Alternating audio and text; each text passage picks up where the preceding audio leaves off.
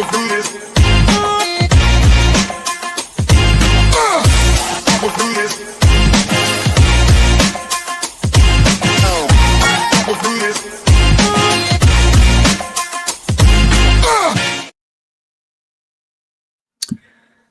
everybody, welcome back to my channel. FPL Vincenzo here, and a quick pod before the game week 14 deadline. Obviously only a couple of days turnaround here before game week 14, so not a lot of time to commit to any decisions, not a lot of thinking time, and not a lot of opportunity really to discuss anything with people. So we have to be a bit quick on our feet here. And I think a lot of what we do this week is dependent on two factors. One, how many what we'll call risky players we have in our squad. It's obviously a midweek round of fixtures, weekend rounds either side. So likely within certain teams there'll be rotation here. So do we have enough what we'll call safe players, or players that we'll say are less likely to be rotated? And I think the second thing to take into consideration is obviously it's game week 15 on the weekend, and there we need to be using all of our free transfers, because game week 16 we get 5 free ones given to us by the game because of AFCON. So everybody's basically got to use at least 2 transfers this week. And if you've rolled any through to this point, more than 2. At the moment, I've got 2 free transfers going into game week 14. So I've got 3 free transfers to use before I get the AFCON top up. So obviously, a few things to bear in mind. How long are we setting our team up for? Other things we might have to consider. I've still got a bench boost to use, etc., etc. So quite a pivotal week here. And for me, it's quite a pivotal week. Do I use both my free transfers now and leave 1 to game week 15? Or do I use 1 now and save 2 for game week 15? Particularly, I think injuries are quite common at the moment in the game as well. So week to week, it feels like my plans are changing. What transfers I want to make a change in. So with that in mind, I think I'll try and want to use 2 in game week 15. One thing I do try and do on this channel quite a lot is not talk about my own team too much, and look at the bigger picture. Because of the quick turnaround here, I am going to sort of raise some questions around my team, and hopefully that might link into things you're thinking about for your team. Another thing, obviously looking at sort of future bandwagons, what I think might happen next. And that's where I'm going to start today. So one issue we had in game week 13 was that Ismaïla Sarr went off. I don't own Ismaïla Sarr, so not a problem for me. But I know he's got reasonable ownership. People have been a bit unlucky with him in the last block. A couple of goals in the League Cup, some decent appearances in Europe, etc., etc. But in the Premier League for Crystal Palace, he's not done that well. But now he's injured, probably until AFCON. I don't think we'll see him anymore in the Premier League this calendar year. So owners need to sell. And it's actually the same sort of position in my squad that I have. I have Keenan Dewsbury-Hall from Everton, who I don't need to sell. He's obviously been doing quite well for Everton.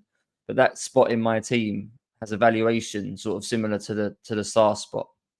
So I'm looking at that as an upgrade. Obviously, people with Sarr are looking at a replacement. And for a couple of game weeks, actually, this has been an intriguing part of my planning, because I've not been too sure who I want in this position, hence why I've ended up keeping Dewsbury-Hall, and I've done okay out of him in the last block, but I still don't see him as the long-term solution as one of my rotating mids. And I say at the moment we have 2 free transfers to use. I don't know how many sort of flags and fires people have to put out. Then we'll get 5 free ones in game week 16. And obviously we'll still be given a transfer every week. So we'll still be looking to make a transfer every week in game week 16, in game week 17, in game week 18, etc., to avoid burning them. So I do wonder if we're getting to a point now where we could basically have what we'll call a midfield punt spot in our squad. Is this going to be the next template? Is this going to be the next sort of opportunity, the next chance to gain rank on those around us? Is to just identify fixtures around this particular price spot. I've put on the screen right now 8 players or 8 teams, and in some of these teams there's multiple players who could be helpful to us, all priced at the moment between 6.2 million and 7 million. So we've got Kevin Schade, 7 million at Brentford. You could have Dango Ouattara as well, or Mikhail Damsgaard. Ouattara's about to go off to AFCON. Aston Villa have Morgan Rogers, but again, you could have McGinn, Buendia, someone like that. Chelsea have got Enzo in this price bracket. I think Estevio's around this price point if he becomes good, etc. Everton have got Grealish, Liverpool, Szoboszlai, Man City, Doku, and others. Newcastle, Harvey Barnes, Bruno Guimaraes. You can stretch a little bit, maybe Anthony Gordon as well. And then Brighton have got Nkuba Minta.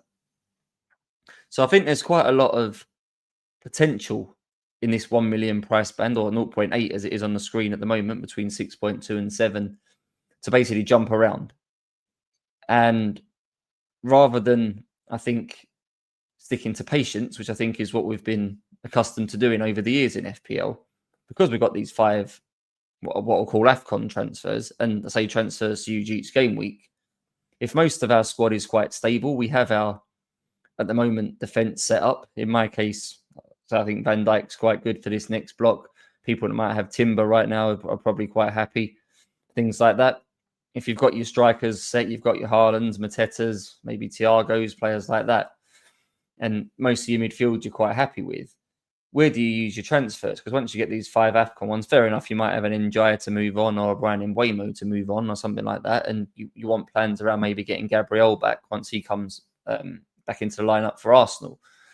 But there might not be loads of opportunity here to use your free transfers. So obviously, at the moment, there is problems occurring each week, injuries occurring each week, and things like that will need to be dealt with.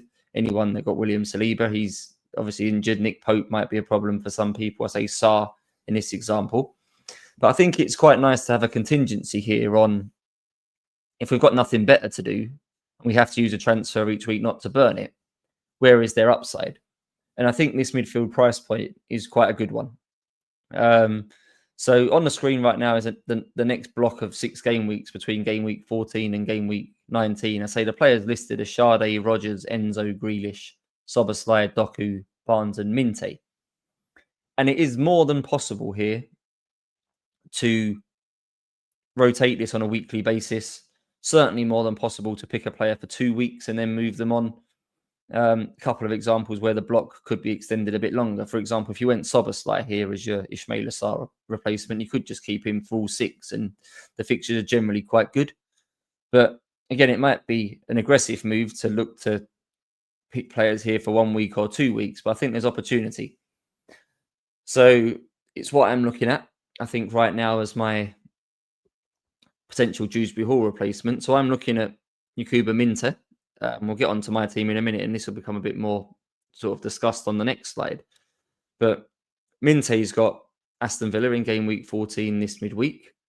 Aston Villa have been, I think, more open down their left-hand side. For those that saw the highlights of Aston Villa Wolves, in game week 13, Wolves had a goal disallowed from a ball in between Luca Digne and Pau Torres. That pass is open quite a lot of weeks against Aston Villa. That will be a part of the pitch Minte could exploit. So I don't hate Brighton at home to Villa and Minte having opportunities to get output in that game. Then he moves into West Ham, who I think are the worst defence in the league at the moment. So Minte for the next 2 could be quite attractive in game week 14-15 to exploit the Villa left side and then play the weak West Ham defence. And then maybe move up to Kevin Schade in game week 16. So because Schade would have Leeds at home followed by Wolves away. 2 teams sort of nearer the bottom than the top of the league. Then Bournemouth at home have been exploitable defensively, particularly amongst players who like to run in behind. And then Tottenham in game week 19, their defence hasn't been particularly watertight at the moment either, albeit you could move Schade on in game week 19 for Enzo playing against Bournemouth, or for Newcastle player against Burnley, something like that. So for those that are feeling particularly fruity and maybe have quite a lot of transfers to use right now, you could go from, if you have Ismaïla Sarr, you could go to Szoboszlai at home to Sunderland in game week 14. You could move that on to Harvey Barnes, Burnley at home in game week 15. You could then look at, for example, Morgan Rogers against West Ham in game week 16. On to maybe Doku or something like that against West Ham again in 17. Then on to maybe Grealish against Burnley in 18. And then, as I say, on to Enzo against Bournemouth in 19 or something. I think there's quite a lot of options here to jump around. And I think it will come down to how you as individuals sort of rate the fixtures. Are you picking someone based on a general weak defence, or have you identified a matchup, which maybe I've done in the Brighton Villa game, which could suit the attacking player in question? I think Minte against Villa, it has the potential to be quite good for him because of the weakness down Villa's left side. So just wanted to flag this here, really, that there's going to be transfers to use for the foreseeable future. This price point, none of these players, I don't think, are particularly reliable. So I think you need to strike lucky. Obviously, people that played their free hit in game week 13 had this with Foden, quite a lot of blanks, picked him as a 1 week punt effectively on their free hit against Leeds, who are a team that could be exploited, and Foden got, I think it was 15 points. So reward there for those that took that risk. There could be numerous examples of that sort of haul in this block, because all of these players listed here have potential to get 2-3 attacking returns in a game, some more than others. So I think Sade could be very good 16 to 19 if you're happy to have him and Thiago. Maybe double Brentford attack is too much. We saw Morgan Rogers recently against Everton get 2 goals. Say Foden this week got 2 goals. Will we see that soon from, I don't know, Anthony Gordon or Harvey Barnes or Jeremy Doku? What they say about the lottery is you have to be in it to win it, right? And these are players that have the potential and the capability to do that. And I say, if we've got to use transfer, I think we're generally, mostly, a lot of us fixture managers first.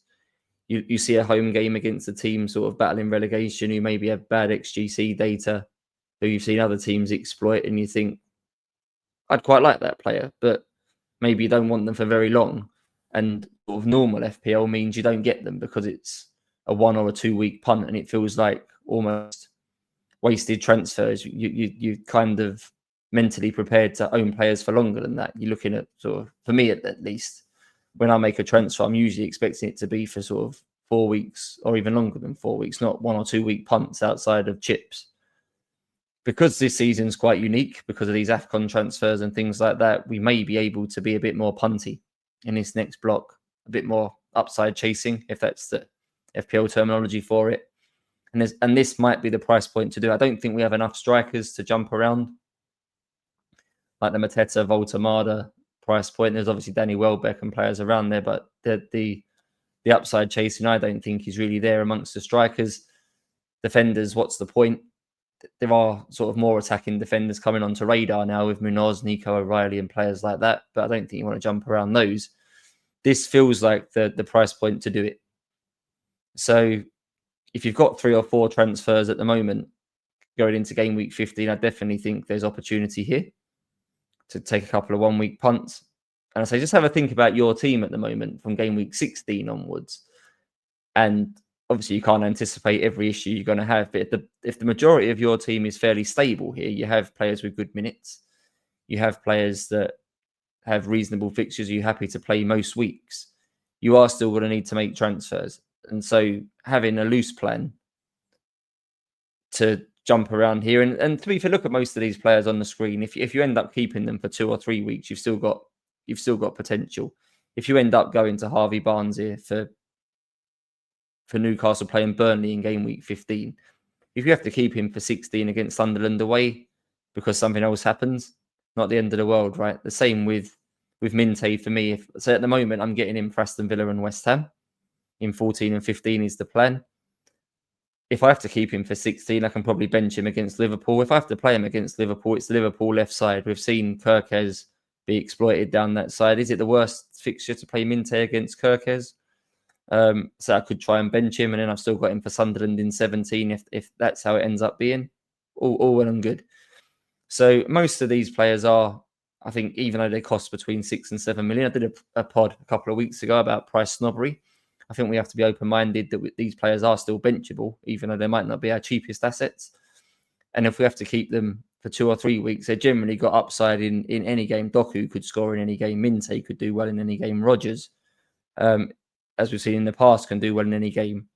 And these players you could view a bit like what we've seen with Semenyo last year. I think the very first pod I did of this season was that I think the expectation last year when a lot of us became unstuck with Semenyo was that we played him in the easy games and benched him in the hard ones. But the hard ones were generally where he performed better because he got more space, more opportunity on transition. And some of these players could well tick that box as well. So, yeah, just to sort of flag this here as a loose plan for most of us that maybe consider a midfield spot between 6 and 7 million as sort of a flexi spot where we can really attack really short bursts of fixtures before we move our players on. That was the start. Now just looking at sort of my team. So say I've got 2 free transfers going into game week 14, 2.4 million in the bank as well. So some flexibility here in what I want to do. I say my main purpose right now is I still have my bench boost.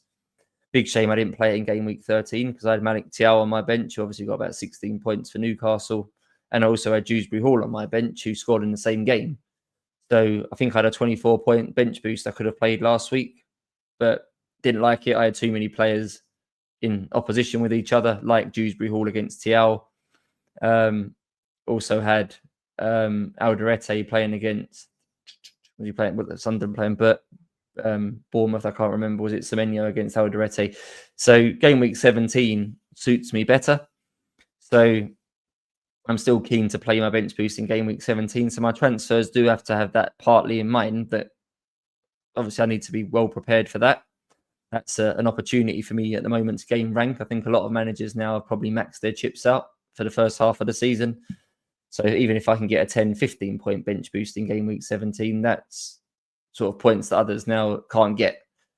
So what am I thinking this week? What are my priorities? I say I think for many of us, it's how many safe players we've got versus punty. Those of us that have got maybe Man City triple ups, maybe certain Arsenal players like Eze at the moment might be at risk of a rotation. Maybe someone like Calafiori might miss a game. Timber might miss a game. So I would call those players more sort of orange or amber on traffic light system in terms of secure minutes this week. I actually think my team is pretty good in terms of secure minutes. I think my back three will all be fine. Lacroix, Thiaw and Van Dijk, I expect them all to play. Elliot Anderson in midfield, I expect to play. In Buemo, I expect to play. Saka, sort of less likely, but they've got Madueke and players like that who could start, but I think Saka probably plays. Semenyo should play. Dewsbury Hall would play if I need him to. Mateta, Haaland, both should play. So I think my team, I think there'll be plenty of managers in the community at the moment sweating over a few players and maybe thinking they're down to a bare 11 this week. Maybe a weak bench, maybe some players that are prone to a rotation. I don't think I have that issue. So I think if I want to make a transfer or 2 transfers, I can punt some riskier picks. So in the bullet points, I've listed a couple of examples of things I could do. So yeah, Dewsbury Hall to Minte is one, to get him against Villa and against I can't remember who they've got next week now, Brighton, but it's a good fixture, isn't it? So get Minte for the next 2. That allows me to bench Thiago, who 1, I think, might be injured, and 2 is playing Arsenal anyway. And I think this will be a general rule of thumb for me at the moment, that just any attacker that I've got in my squad playing Arsenal, I'll just bench them because Arsenal's defence, even without Gabriel and Saliba, still feels pretty good. Just on Thiago, it's not listed here, but I could sell him. I've mentioned doing Mateta to Voltemade as a sort of upcoming move, more for game week 15, because Newcastle have Burnley. But I think Voltemade will play against Tottenham this week. Tottenham's defence has been a bit shaky lately.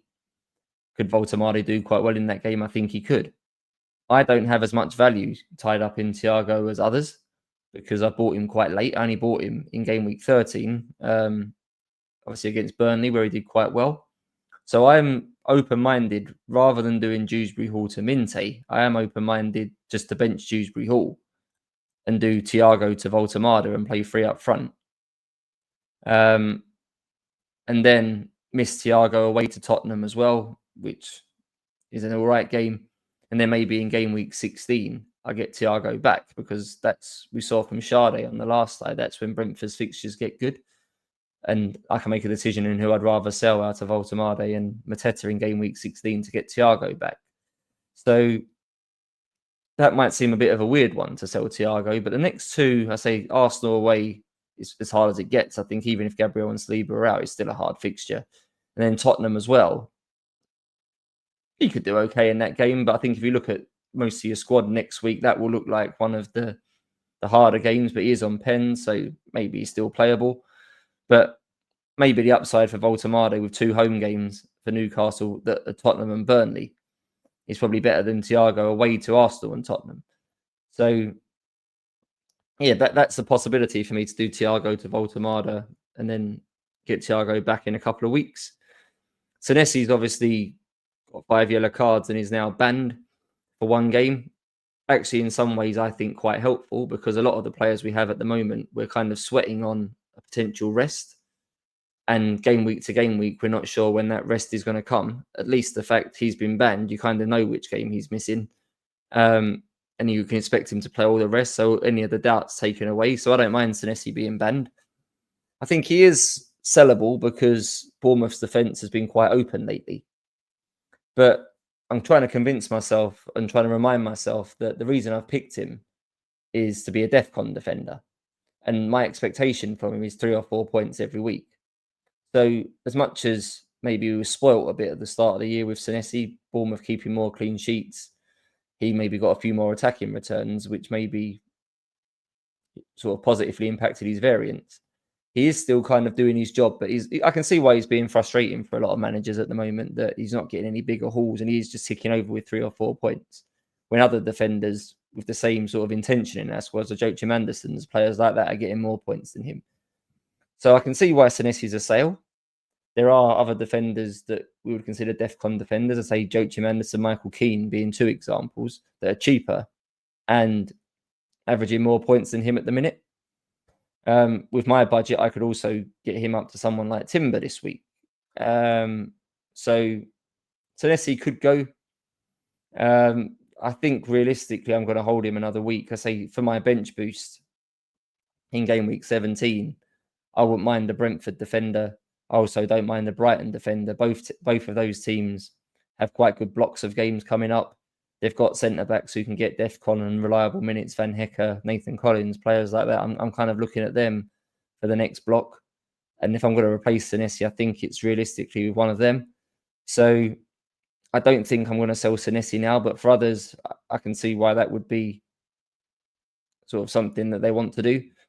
I'll just remind you to sort of say, remember what Senesi's in your team for. You've not picked him for attacking returns and clean sheets necessarily. I wouldn't think you've picked him to be a steady source of 4 points and a steady source of DEFCON. I think he is still getting it most weeks. So maybe the problem with him's been that we've got a bit sort of out of kilter with our expectation, and he's actually still delivering sort of in line with what we think. In terms of my bench boost again, so thinking ahead to what's in the future, Alderete is probably one of my weaker players. So he's done a fine job actually in general for being my 5th defender, and he got back into the team the weekend. So he still should be getting good minutes for me, but I feel like I could do better in that spot. So again, do I need to fix that now? Probably not, but on radar that I want to improve him, and I probably need money in the bank to improve him because he's obviously super cheap. So I don't want to spend all of my budget, just bear that in mind. And the 2 other things kind of on my radar at the moment looking ahead is what I want to do with Arsenal. So at the moment, I have Raya and Saka.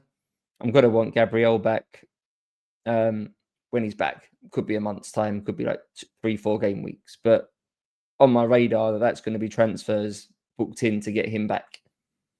The logical thing would just be to reverse my Gabriel to Van Dijk transfer that I did a couple of weeks ago. But I am open-minded. I thought it for a while, and I've seen lots of people in the community saying it, that is Raya sort of overpriced? Is he good value for money? Is there better keepers we could have? And as much as I still want double Arsenal defence, I can be open-minded enough to think Timber and Gabriel is a better pairing than Raya and Gabriel. So I could see a situation after we get the AFCON transfers where I look at an opportunity and think, right, making a goalkeeper transfer isn't normal, isn't sort of approved within the community. But it might be quite a nice opportunity to fix the Raya problem, move Raya to a different keeper, whoever that's going to be, and then get Gabriel and Timber into my defence. Because looking at my midfield, I don't really see myself selling Elliot Anderson now. I'm really pleased to have had him for the last 2-3 weeks. I've seen a lot of people looking to bring him in now, so I'm ahead of the curve with that one. Mbeumo needs to go in a couple of weeks once he goes to AFCON.